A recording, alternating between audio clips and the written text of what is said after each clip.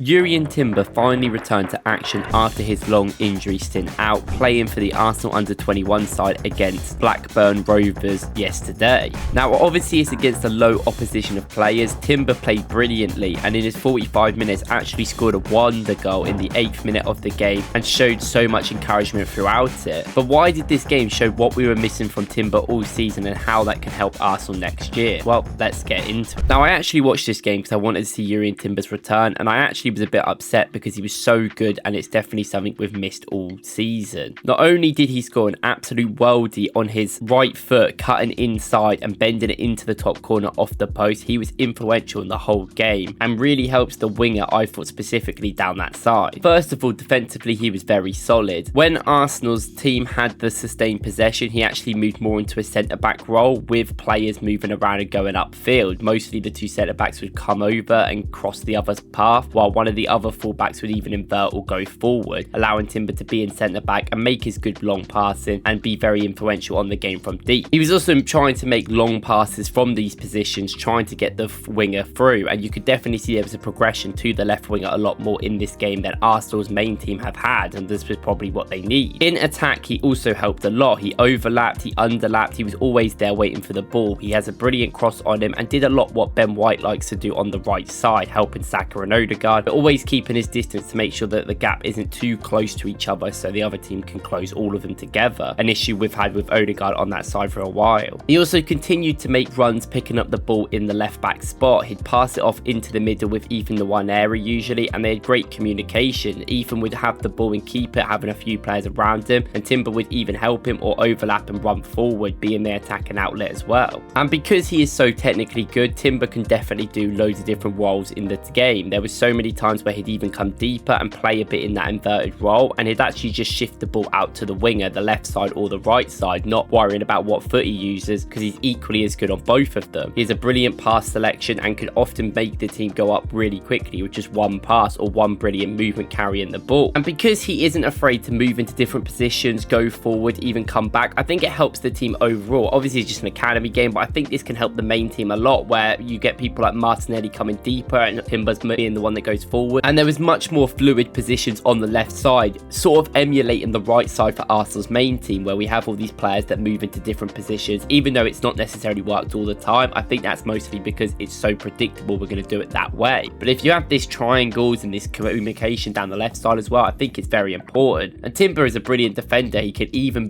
go back into a back three if you want someone like Ben White to invert mid-game. But if you want Timber to invert as well, you can keep changing it up and keep changing the dynamicism around the game. This allows him to move into the back three, into a centre-back position, to even do his long pass, and will be very comfortable on the ball like he is. Because technically he's fantastic and can find the balls into midfield or long pass it so Arsenal can get over a press quite quickly. But with Timber coming in, Ben White is probably not expected to invert as much because it's much more natural for Timber to do that. He has played in them positions before and can go with the ball forward, and his goal in this game is brilliant. He picks up a great position on the left side. The winger has occupied a position inside the box and Arsenal had sustained possession from a set piece. The pass comes to him really well by one of the other players, and he does really well to cut inside and smash it in his right foot to the top corner. And I know it's an academy game, but if this doesn't show confidence when he's just come back, I don't know what does. He is really confident in his ability and absolutely scores a screamer, and he's clearly got a brilliant ability on his right foot that can also help us in different passing networks, where he can pass it into the middle or cross it in from that side. That often will actually help Martinelli because he can get him in behind as well. And if you can create a triangle like on the right side with Odegaard, Saka and Ben White, with Timber, someone like Declan Rice or another 8 there if we buy them, and Martinelli or Trossard, I think Martinelli would be the best one, then you're going to get space and there's going to be chances of Martinelli to get in behind where he really wants to get the ball, and he can actually help and create stuff, giving him more chances. And something he does that's very interesting, I thought, in this academy game is that he actually kept rotating with our centre backs quite a lot. There was positions where we had the ball from goal kicks and he would often start with Haven, and the centre back would push himself down to the left side where Timber comes into the middle. This could be because he wants to be the overlapping situation here, because he's also very good at that, but it also gives us more variety. And when nothing's on, he passes it in the middle to Timber, who's elevated position, and Timber will usually pass the ball outright and actually keep running forward while the centre back would come back. This is a very fluid movement and helps if the whole team's going to be like this. And then further on, when Arsenal have this settled possession because of this, Timber is further forward, and then the centre back or left back now, Haven, can move around and help him create that overlapping system there. there. This then creates an overload on that left side and gives Arsenal 3 or 4 players against the defenders that they have. And this often, because Arsenal's wingers are usually quite wide, even with the academy, gives the space to the